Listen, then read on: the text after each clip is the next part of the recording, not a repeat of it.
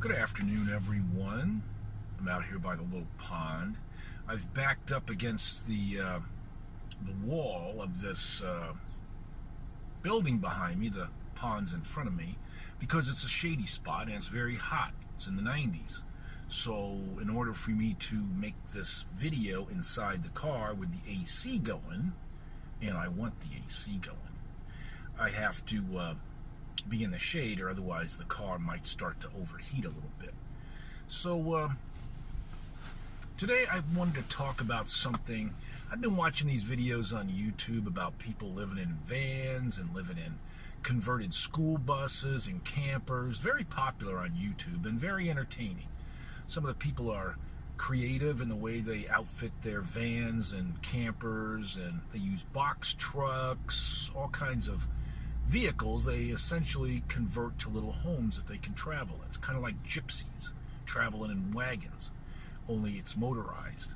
And I was wondering just how practical this is. It's compelling to think of doing that. Some of the people do it out of necessity because they don't make enough money to live in a house or an apartment. So they buy an inexpensive vehicle, and problem is if you get an older van, you have to worry about breakdowns on the road, and which can be a serious thing if that's your home. You know, what are you going to live in while your vehicle's being worked on if you can't fix it yourself? So I just thought I'd mention this. They had on Sunday on the program 60 Minutes. I think it was 60 Minutes. It might have been a CBS program. No, I take it back. It was a CBS program in the morning.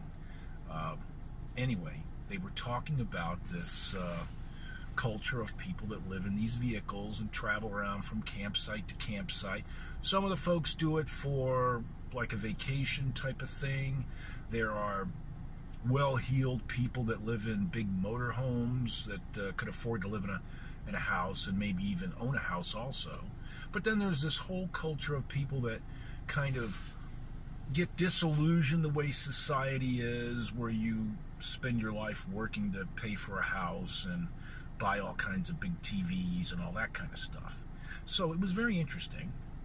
But I wonder how people, when they're planning on doing this, I wonder if they consider the cost of gas to drive it, repairs, and then in the case of these converted school buses, they do this beautiful woodwork on the inside, but it's heavy.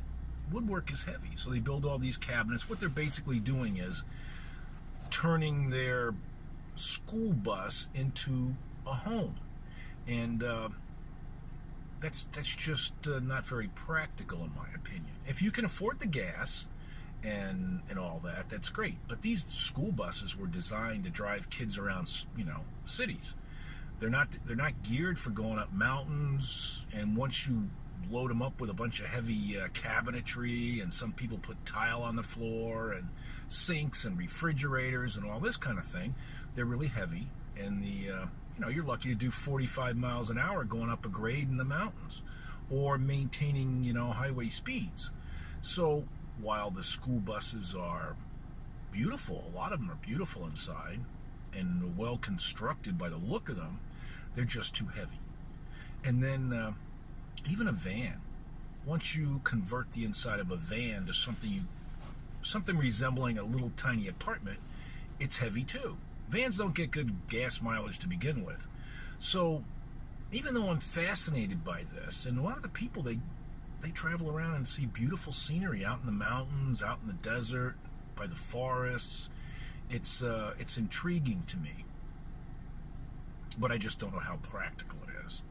I was also considering, at one of the car shows, I saw a three-wheeled Russian motorcycle called an Ural.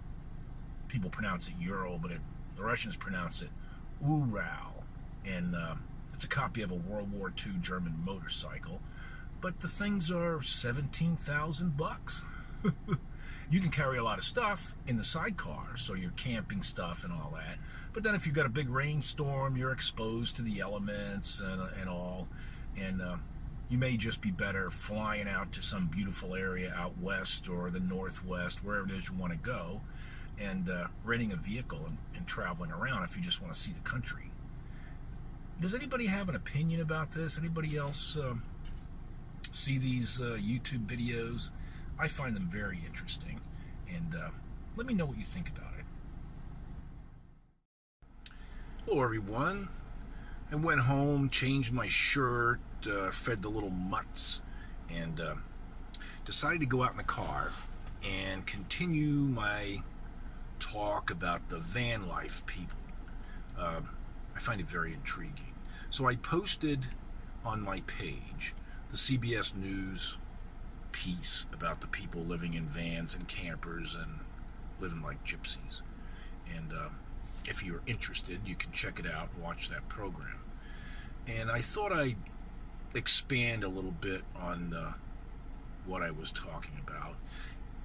I'm mainly talking about doing this in the U.S. and because it's popular in Europe, it's popular in Australia, other places. Now, in Europe, the countries are fairly small, so if you did that and stayed within your border, even though the fuel costs more, it wouldn't be quite as expensive. In the U.S., it's even though our fuel is a little less expensive, the distances are huge. So if you're going to travel around the country, you need to have some kind of an income, and some of the people do.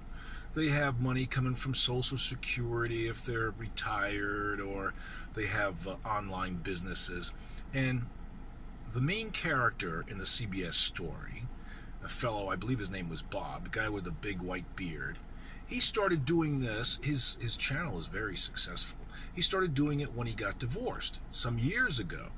And at the time, his conditions were a little more grim. And since he's gotten millions of views and millions of followers, and he's doing quite well, and if he didn't want to, he wouldn't have to live in a van. He just chooses to. And he markets some things, merchandise on his YouTube channel. I think he has a website too. And that's how he makes a living. So he's doing it out of choice. And he's got a new camper, a newer vehicle that he's turned into a camper. And it shows him out in these beautiful locations, taking pictures, camping, fireside talk with the fellow that was interviewing him from the news channel. And so there are all kinds of reasons why people do this. And I just thought I'd add this in here, that if you do it in the U.S., the fuel costs are going to be pricey, but on the plus side, if you decide to make a living out of traveling around like that and talking about it and giving people pointers, if you do it well enough, you may be able to make enough money to support yourself outside of whatever other money.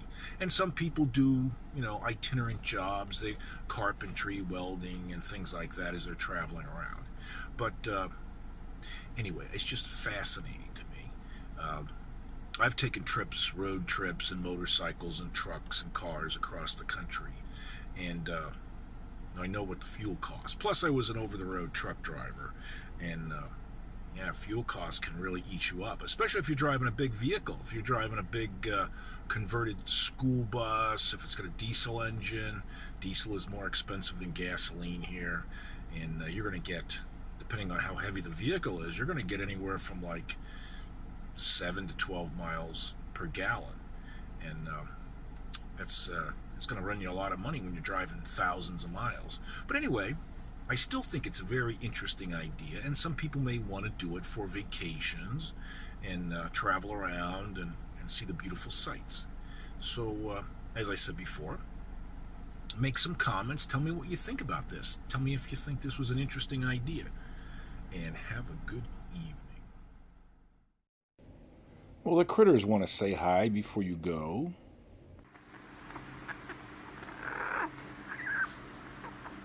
Oh, Caesar's in some kind of playful mood.